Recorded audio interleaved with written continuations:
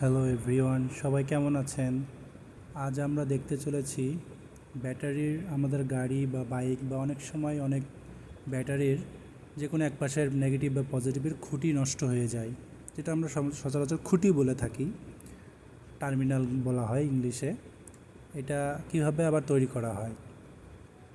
এটা যে কোনো একটা পাশে দেখেন যে নেগেটিভ সাইডটার ব্যাটারিটার নেগেটিভ সাইডটা ঘষে পরিষ্কার করা হচ্ছে, আর অতিরিক্ত যেটা ওখানে থাকে সেটা পরিষ্কার করে ফেলা হচ্ছে।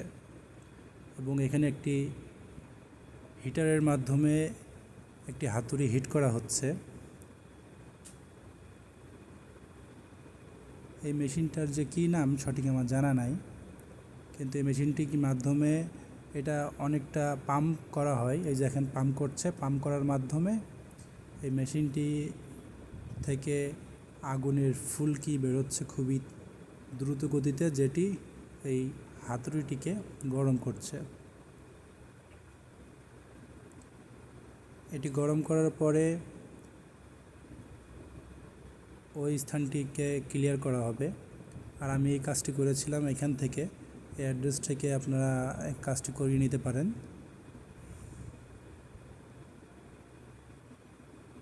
তারপরে এটা ওখানে আরও যতটুকু যা আর কি ওখানে ছিল সেটা ক্লিন করা হচ্ছে টোটালি।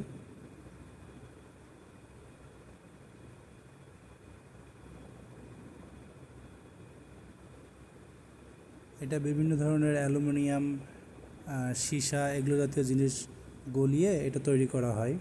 তো ওখানে গরম জিনিসটা ধরলে ওখান থেকে ওটা ক্লিয়ার হয়ে ভিতর থেকে যে খুঁটিটা ওটি বের হয়ে আসে। এবার এই মোলটা বসিয়ে এই মোলটার ভিতরে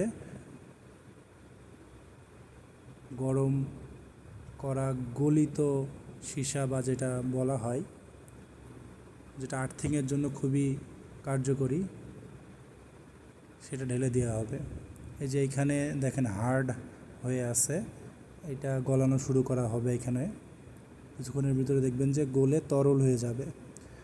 তখন এইটা আমরা নিয়ে ওই মোলটার ভিতরে, গোল যে মোলটা বসানো হলো ওর ভিতরে ঢেলে দেওয়া হবে। এ দেখেন হিটের কারণে অতি দ্রুত এটা পারদের মতো গলে যায়।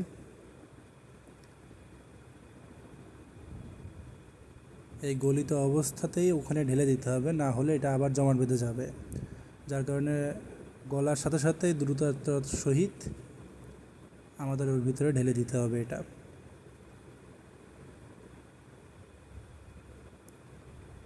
ঢেলে দেওয়ার কিছু সময়ের ভিতরেই এটি শুকিয়ে সুন্দর একটি খুঁটি বা টার্মিনাল তৈরি করবে।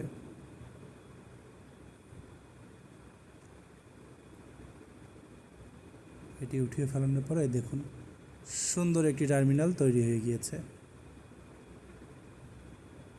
ধন্যবাদ আপনাদের সকলকে।